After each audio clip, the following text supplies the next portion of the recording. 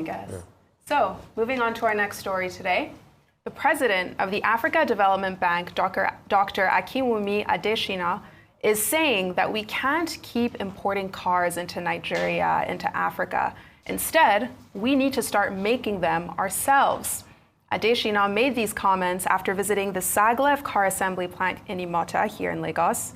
SAGLEV makes electric vehicles, or e-vehicles, and cars that are climate conscious are part of the bank's major efforts to support sustainable industrial leadership. Adesina says that African manufacturers, like the ones you see here, need power. They need infrastructure to be able to lower the cost of production. Even related to that, electric vehicles require power to charge.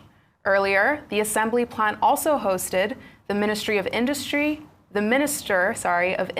Trade and Investment, Dr. Jumoke Oduwole, who also pledged the federal government support for the plant.